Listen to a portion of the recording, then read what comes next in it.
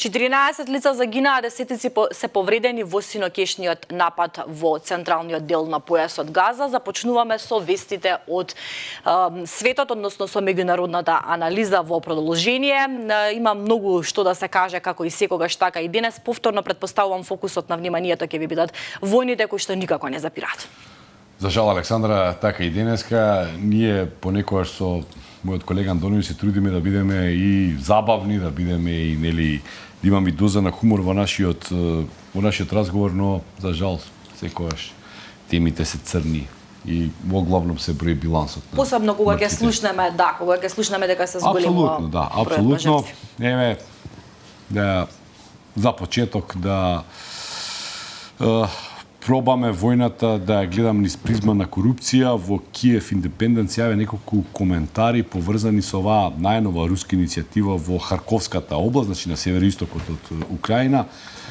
Русите за само 3 дена освоја прилично голем дел од украинската територија и значи не би било тоа ништо страшно и неочекувано ако пред можеби половина година самиот Зеленски се пофали со тоа како биле направени изворено добри фортификации долж границата со Русија и во првата, втората и третата линија на одбраната. Сите линии на одбраната се прегазени, значи Волчанска, там има само неколку џепа на отпорот на украинската војска, дојдоа до Липци, а после Волчанци Липци, значи русите ќе можат најмалку од две страни да го обседнат градот Харков, кој, само да потсетам, е втор град по големина во Украина.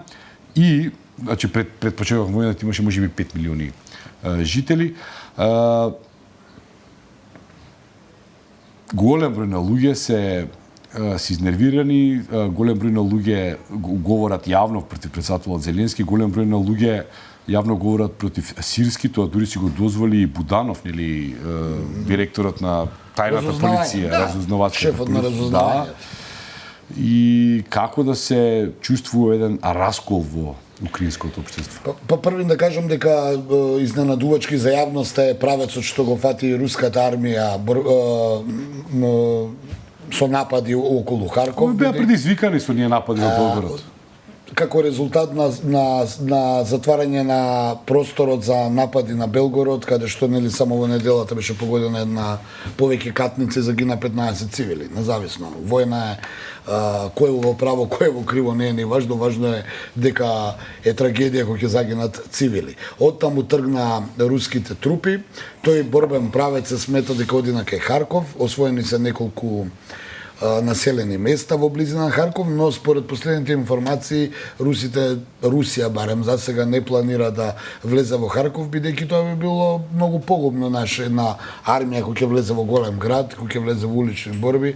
Освен што ќе има голем број на жртви цивилни, ќе има и жртви во редовите. Се смета дека целта е да се затвори тој таму џеп и последните информации велат дека русите сите 10 правци за снабдување на градот Харков ги држат веќе под контрола. После тоа веројатно ќе се спуштат, ќе се спојат со оние сили кај на Донбас, односно на оние градови освоени претходно, ќе се оди на Днепар-Петровск, нешто што во првите недели аналитичарите, па и ние во студиото го ги пренесувавме тие нивни анализи, дека ќе се оди кон Днипро или Днепар-Петровск и така ќе се подели Украина на пола долж реката Днепар и веројатно ќе се заврши фазата. Последната фаза предпоставувам ова се нели сега. Па добро, тоа се шпекулативни анализи кои можеме да ги прочитаме. Од Днепро тогаш многу полесно би се освоила Одеса, отколку да се оди во правецот Херсон Николаев. Се смета дека главниот трик на украинските трупи е да ги навлечат русите преку Херсон на кај Одеса да одат, каде што има голем број на непристапачен терен, таму има и овие мочуришта, има и има и добри фортификацијски утврдувања, но и има тоа едно езеро вештачко кое доколку го поплават сите тие руски трупи ќе отидат у вода, така да затоа и се смета овој потег на сирски, што го рече ти командантот на украинската армија, ама беше на копнените сили, затоа и велам на копнените сили, кои целото засилување кон Харков го извлече од Херсон, да направи трик, нели, ние го ослабнуваме овој дел и од тука русите да влезат. Сега рускиот генералштаб вели, ви ги знаеме плановите, прочитани сте и нема да влеземе во таква замка да тргнеме на кај Одеса, која очигледно е цел, тогаш ќе биде цел на руската агресија, интервенција, специјална операција, кој како сака нека ја нарече. Да, во секој случај, ова што се случува околу Харков е и како резултат, како што рече ти, на корупција, но за волја на вистината и Русија го имаше истите проблеми првите денови од војната, кога се што оние во Кремљ мислеат дека имаат на теренот, се покажа дека го немаат, бидејќи корупцијата ги изела сите тие пари. Сега да се вратам на ова кај Харков, утринава западните медиуми јавуваат дека еден конвој на руски транспортери бил нападнат од украински дронови, бил уништен. Тоа го велат западните медиуми. Има видео некакво? Па, види тие видеа, знаеш, тоа видео. Да, и тоа. Ќе ти пуштат видео и не можеме да кажеме да, како викаат во новинарство, не потврди, но не ни демантираше. Од друга страна сигурно дека нешто таму се случува, бидејќи украинската армија се брани, но и самата признава дека доколку не ја добие онаа долговетена помош од западот, мислам да биде. Во случајот на Харков никој не ни спомнува помошта, сите велат ситуацијата е многу лоша. Значи тие нели пробојот кај Донецк, односно во ареата на Донбас, на Донецки базен, тие едва и успеваа некако да ги стопираат руските напредувања. Сега во Харков ова некако иде премногу брзо. Има многу толкување од ова за корупцијата за Киев и Украина, што беше главната причина за смена на многу функционери од кога почна војната, од страна на Зеленски, кој ги обвинуваше за корупција. Сега некако до него дојде тоа. На крајот ќе испадне и тоа. Од друга страна, од тоа беше условувана западната помош, но исто така сега се толкува една друга работа, ние нели ги пренесуваме тие информации, дека руското решението на Путин за да стави министер за одбрана човек кој е економист, за да направи компатибилност помеѓу војската и економијата, се толкува дури од некои руски аналитичари, од една страна дека е тоа добро решение за економијата и за развојот на руската армија, од друга страна има и добри познавачи на приликите, велат дека ова може би е доказ дека Русија веќе има проблеми економски, бидејќи преминува полека на воена економија, бидејќи оваа војна е исцрпувачка, 2,5 години, исцрпувачка не само човечки фактор, него и економски фактор, така да ќе видиме кој од овие две страни на аналитичари е во право, и дека поради тоа е ставен економистот, за да може да има контрола на тоа економијата цивилна со вложувањата во нападите, не во одбраната. Сега ќе прочитав еден интересен куриозитет врзана за Белоусов. И тоа е све против корупција, велам, од двете страни. Белоусов кој е стручњак по уствари економетрија, нели, значи тоа е една посебна математичка економска наука. Вели неговиот татко бил исто така многу познат економист кој создал една доктрина која имала за цел да го спаси Советскиот сојуз од некаков економски колапс, но не успе. Во времето на Брежнев, во времето на Брежнев таа била одбиена и се продолжило со оној ленинистичко-марксистички оставштина од 1917. Да, и може би Путин не ја повтори грешката на Брежнев. Па изјави, види, ова ти е добра констатација, ако не се договаравме случајно или не, кога дојде тој кабинет и новите министри и смената на Шојгу и тие кадровски решенија, Медведев кој е нели задолжен за изјави од разгледен тип, изјави дека ова е добра промена, бидејќи де факто полека но сигурно Русија наликува на Советскиот сојуз. Тоа е таа изјава која сега ми се сетив додека ја и ти разговаравме, додека ти го спомна на ова татко му новиот министар за одбрана, за кој податок ја лично и не знаев, еве ти ми кажуваш. Случајно вчера го најдов. Па зато велам и на гледачите им кажам, имам море на информации, не знаеш што е точно, не знаеш што е грешно, не знаеш дали е вистина, дали е не, може човек да сублимира, евентуално да извади некаков заклучок и да ризикува да сгреши, па зато и секогаш кога го пренесуваме ова се оградуваме, бидејќи пази, тоа е све далеко од нас. А и да сме таму нема да знаеме.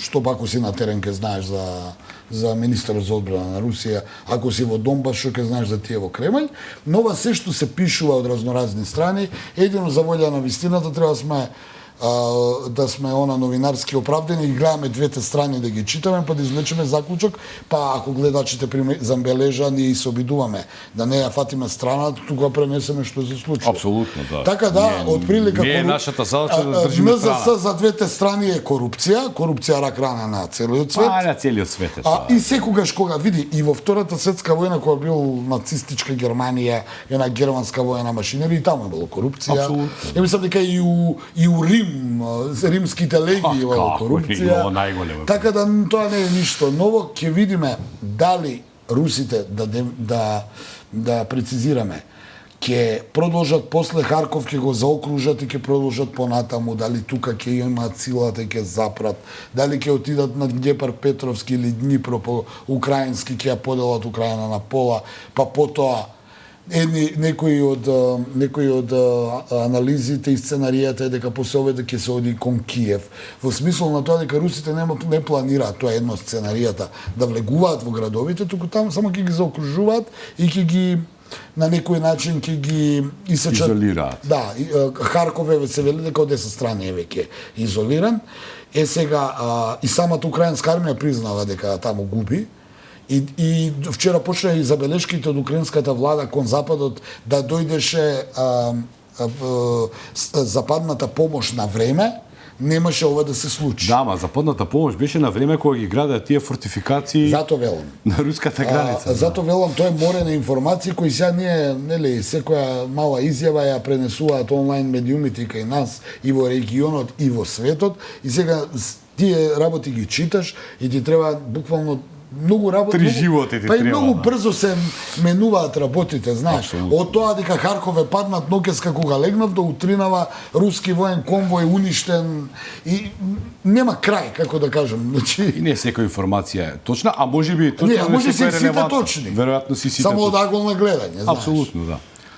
Добро, ваму во Донецкиот дел исто така продолжува она, како што велат русите, активна одбрана и секој ден по едно село ново паѓа, некое ново место се освојува.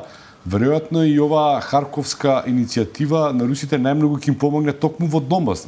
Да подсетиме, Донбас беше нели повеќе од 10 години фортифициран. Тоа е добро утврдено место. Тоа е добро утврдено место и една од првичните цели на почетокот на така наречената специјална воена операција во Украина беше токму Донецки и Луганск или Донбас заеднички речено да биде ослободен, бидејќи таму живеат руси кои сакаат да бидат со Русија. Сега овие во Харков се покажа дека не сакаат да живеат во Русија, барем првите денови на војната русите беа изненадени, и тоа е повеќе од јавно кажано, очекуваа дека населението на Харков ќе биде многу ќе овозможи русите непречено да дојдат, но и таму украинската армија и Киев и секој како сака да каже и НАТО и западните земји и западните платеници има сериозни фортификацијски утврдувања градени уште од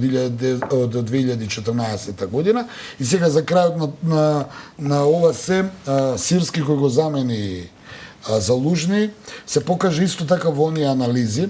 Ако Залужни беше генерал кој беше учен по НАТО стандарди, по НАТО воена доктрина, по НАТО школи, Сирски е класичен советски, односно подоцна руски генерал со такво образование и манири на однесување. Значи, едното и другото не е баш нешто. Но сакам да кажам дека очигледно овие во Русија си го препозна, го прочита Сирски, бидејќи не очекуваа во Харков дефинитивно, барем не јавно, така да тоа е голем пропуст ако се земе во предвид. Не знам само како не очекува после Па, толку не гранатирање на Белгород.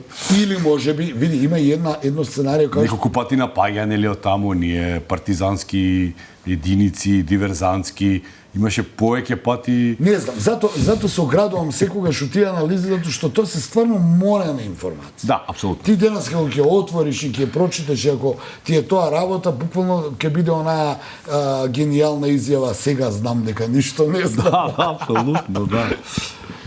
Токму така.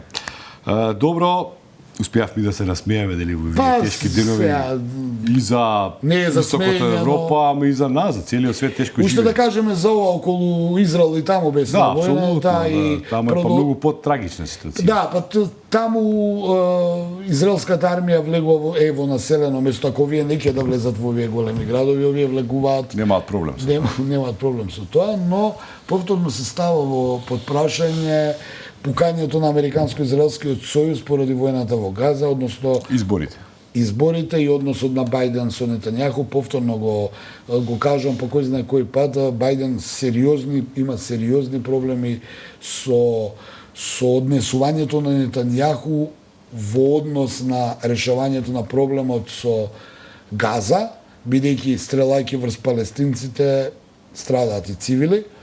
И ова тоа се одразува на овие анкети. Вчера имаше една информација дека Трамп е во преднос во 6 од 7 држави кои се клучни решавачки за изборите, ги кажа и кои се, да не ги споменувам сега, пошто може некои да промашат. Тоа се ние држави кои што го решија минатиот пат, Пенсилванија, Висконсин, Мичиген, И сега Невада. тоа е аларм од изборниот штаб на Бајден да утрина повторно ама реагира. Нетањаху не го интересираат изборите во Америка. Ја повторно ги кажам, Нетањаху, политичкиот обстанок на Нетањаху е да исполни целта, а и да сака да се врати, не може веќе чекор назад поради многу работи, но и поради неговата ултрадесничарска коалициона влада, која го условува и му вели: не ме интересира кој ќе имаш поддршка, ако не го решиме ова прашање, ние излегуваме од влада, ти паѓаш и после знаеш пак се вративме денеска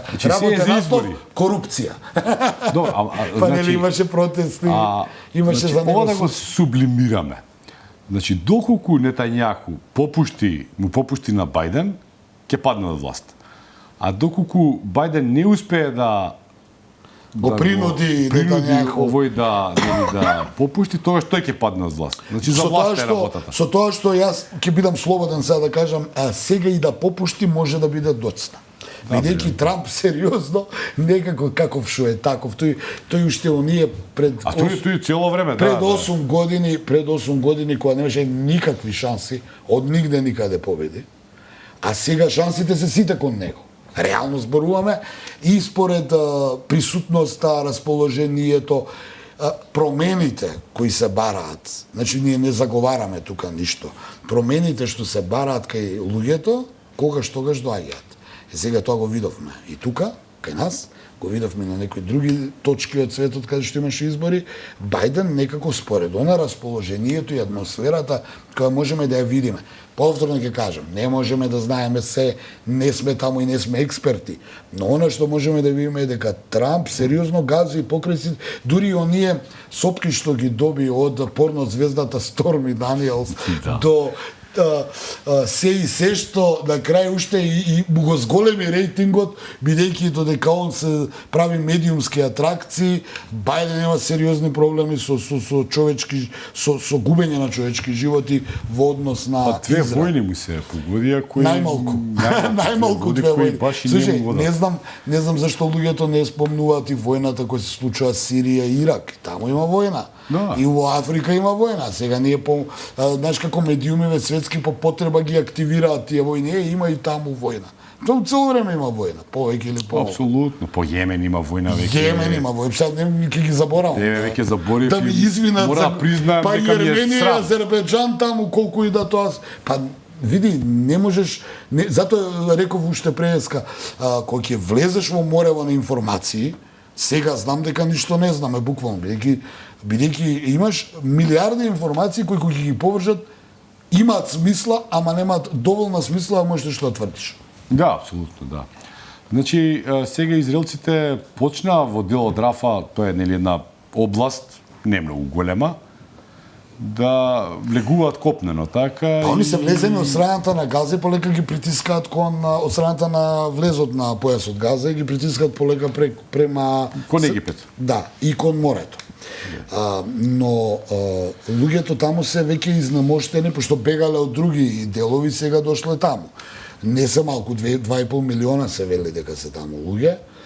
Има хуманитарна криза, бидејќи од таа УНВРА, како се вика. Тешко стига помош. Не, тај тие суспендира работата, бидејќи беа обвинети од страна на Израел дека соработуваат со Хамас. И буквално тие луѓе таму остана без ресурси за нормален живот. Од друга страна, Израел стрела врз Хамас и сега знаеш, Хамас не е борбена формација и воена формација која има позиции, туку е у цивилка облечен и пука врз израелците, тие враќаат, ама тој е сокрен во стамбена зграда и тука имаш многу жртви. Од друга страна, се погласно почнува да реагираат луѓето во светот за ова што се случува во Израел, во Газа, но има и злоупотреба, се разбира, од некои, можеби, медиумски. И сега, знаеш, тоа е еден карам каша на целава состојба, да човек не може да извлече заклучок што точно се случува, но едно е сигурно, војна е и секогаш цивилите на крај го извлекуваат подебелиот крај во секој случај. Апсолутно, да. Добро, ај тука регионот некако го запоставивме во последно време, а интересен знае да биде. Бајлево прочита вест дека Грција ја сменила својата одлука и ќе биде воздржана по одгласањето на влезот на Косово во Советот на Европа. Да подсетам, Дора Бакојани даде еден позитивен извештај. Како известувач, да. Како известувач, таа беше поранешната, нели, министерка за надворешни работи. И сестра на актуелниот премиер. Не се заборави. Да, и таја ретерираше и сега, значи, од онаа иницијална почетна подршка кон Косово, сега и земјата која на некој начин посредно го препорачува Косово за Советот во Европа, ретерира и вели ќе биде воздржана. Во меѓувреме Шпанија и Романија рекоа дека нема да гласа, со што и се изгуби реално. Шпанија и Романија се едни од 5 земји на Европската унија кои не ја признаваат независноста. Но и Германија го услови своето гласање со формирањето на онаа фамозна заедница на српски општини во Косово. И очигледно е дека членството на Косово во Советот на Европа е доведено во прашање, односно реално повеќе нема. Или беше можеби блеф на брзинка, ако пројде, некако, знаеш, морам да кажам, иако многумина ќе каже дека тоа нема врска, али ова што дојде Си Џинпинг, можеби имаше некоја и можеби беше предупредување до Па да, Србија доби покана за БРИКС. Сакам да кажам, можеби Западот си вика чекај, дај да се бориме повеќе или добро, немој таму да одиш, нели, сега го симплифицирам.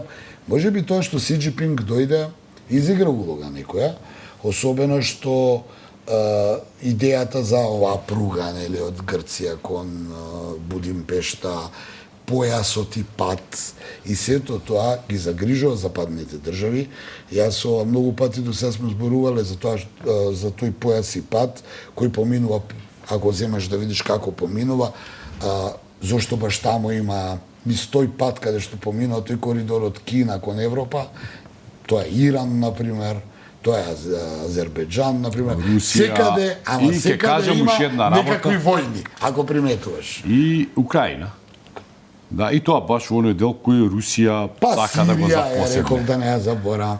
И сега ако забележуваш како оди тој појас и пат, така таму све нешто. И ова со Иран и Израел, па и израелската војна се смета, многумина смета дека е активирана токму поради тој појас и пат, а од друга страна Си Џинпинг е како доживотен лидер и најдолговечен лидер на Кина, дојде токму во Белград.